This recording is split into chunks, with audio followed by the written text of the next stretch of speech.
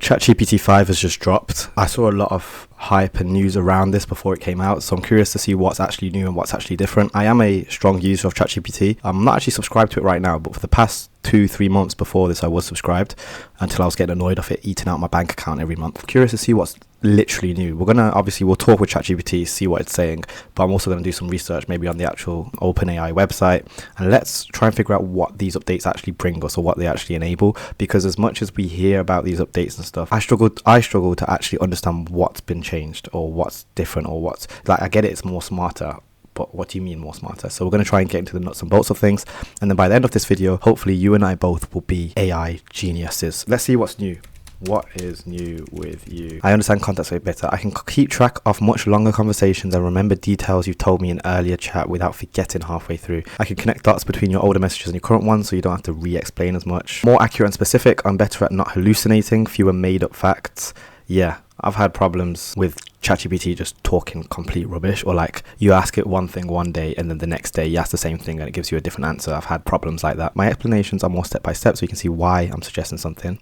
They've already introduced that as well when you ask the reasoning for it, but I'm not sure. If I don't know something, I'll say so, then go check it with a new web search feature. Live internet access. I can now search the web in real time. This is where other AI systems were outperforming ChatGPT, or I say outperforming, we're competing, because I can't remember if it was DeepSeek or there's another one, I forgot the name of it. I'll definitely put the name of it up here, but I tried out a lot of them, and one of their selling points was the fact that it could track real-time data, so things like the weather or really current news and updates. That was something that ChatGPT didn't have, but there was this other one that could do that. When I asked that AI what made it different to ChatGPT, that was its selling point. So the fact that they've updated now to have real-time web search is incredible, and it will put a lot of other players out the game. I do notice it because I'll research information and then sometimes it will give me old data that I know is no longer true, and that can get annoying. Smarter with media. I can look at images you send, analyze them and give you detailed feedback, whether it's a hoodie mockup or a thumbnail for a Reddit Unraveled. I can generate images for you in different styles, sizes and formats, like product mockups, posters, or even social media graphics. It could do that before, but I'm guessing it's going to be even better with the media that we provide it, which is, again, at what point do we just stop designing things ourselves? More personality without the fluff. I can keep things friendly, witty and human sounding without drifting off topic.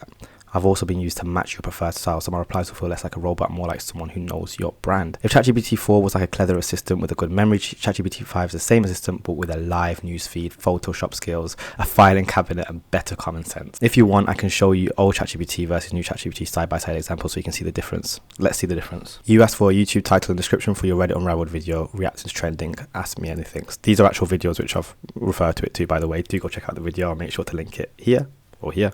You usually get something safe but kind of generic. New ChatGPT 5, more context aware, SEO friendly and in your tone. I feel like you could have prompted this ChatGPT to give me this. And the horror of AI is the fact that we don't know if it's just not lying, but it's just, it's gonna make the difference clear, if that makes it. Like, we don't know the integration or differences of this update. Do you know what I'm saying?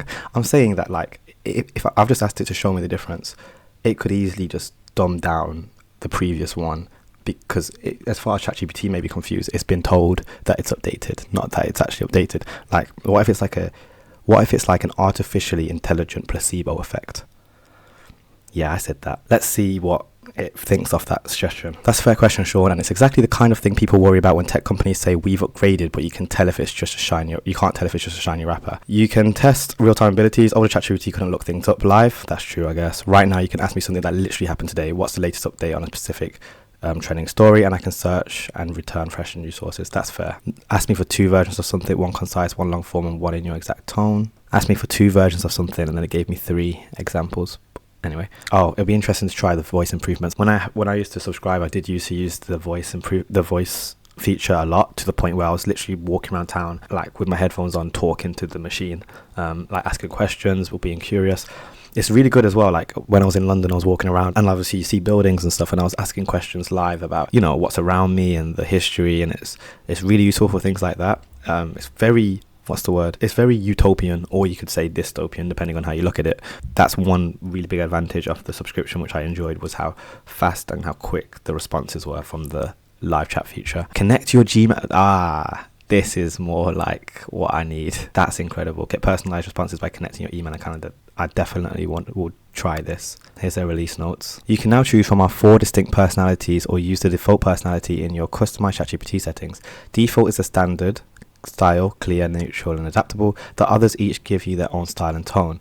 Sarcastic and dry delivers blunt help with wit, often teases but provides direct practical answers. Precise, efficient, and emotionless. Warm and laid back, reflecting on your thoughts back, calm and clarity. I reckon I'd go for that one, to be honest. Nerd, playful and curious, explaining concepts clearly while celebrating knowledge and discovery. I like that one as well. You can now set an accent color that applies to the elements of ChatGPT, including your conversation buttons. Yeah, things like that.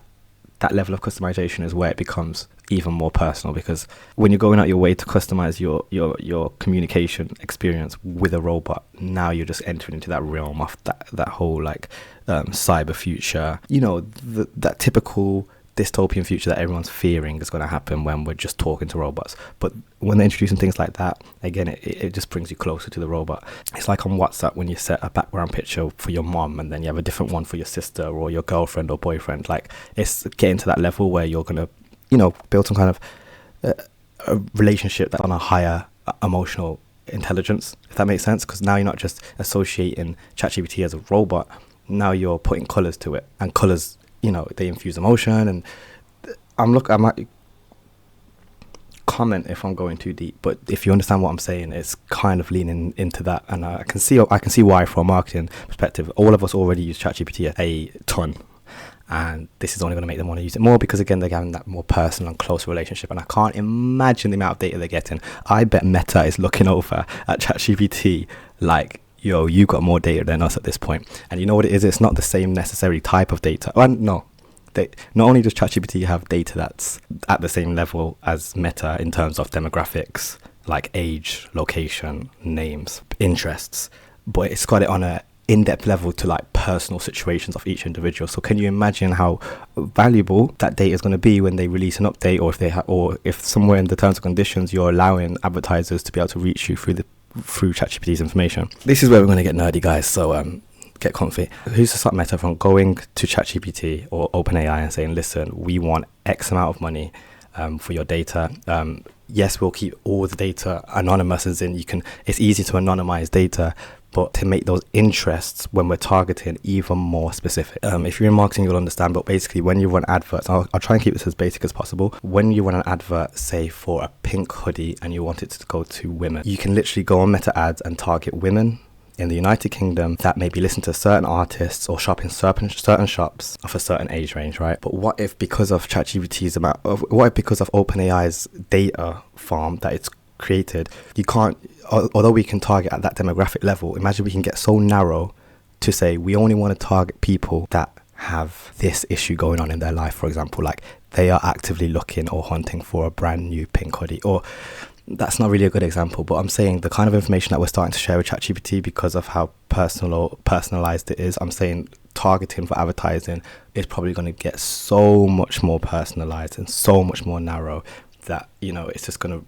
really help. I say help. It's just going to allow businesses to boom a bit more. This is a whole nother story. If you want me to talk more on this, I'm happy to. I work in marketing full time, so this isn't anything that's necessarily new to me. I'm saying that the amount of data farming that's going on with ChatGPT, and I know this has all come from us just talking about being able to customize your colors, but what I'm saying is that data is going to be valuable to advertisers. It's going to be fascinating to see how specific these adverts start to get to us, especially with personalized advertising and AI advertising in general. But that's a story for another day. Let's see what else is rolling out new. Paid users' voice now adapts to your instructions, adjusting its speaking style, length, speed, and tone, right, to fit the moment. Yeah, that was something that I remember I was actively thinking, it'd be good if I could tell it to slow down, or it'd be good if I could tell it to be like this or talk like this. And they've now introduced that, which is fascinating. Study mode, I haven't really used study mode. I don't think I will be. But I'm really fascinated to see how ChatGPT is implemented into businesses, because obviously they have an enterprise option for businesses, right, where businesses are integrating it. And I'm not too sure as to how it works and such, but I'm probably going to do some research eventually to see how it's being used in big operational enterprises. Canva and Notion connectors. That's insane. HubSpot, yeah, see, so these are all, HubSpot is a customer relationship manager. I'm starting to see, like, for marketing, like I said, again, marketing, advertising, they're creating all these relationships with these big companies which are, you know, have control of so much, like, business data. Big businesses rely on HubSpot for them to send emails out every day, or for them to communicate with their customers, and to be able to link it with ChatGPT, again, it's giving access to that data. And then it's being able to leverage the intelligence of it, I guess, so that it, you know, you can perform or bring your business to its peak. Let me know what you guys think in the comments. Let me know if you're interested in more of these kind of topics. And yeah, thanks so much for watching. Don't forget to drop a like, drop a comment, smash subscribe, and I'll catch you in the next one. Peace.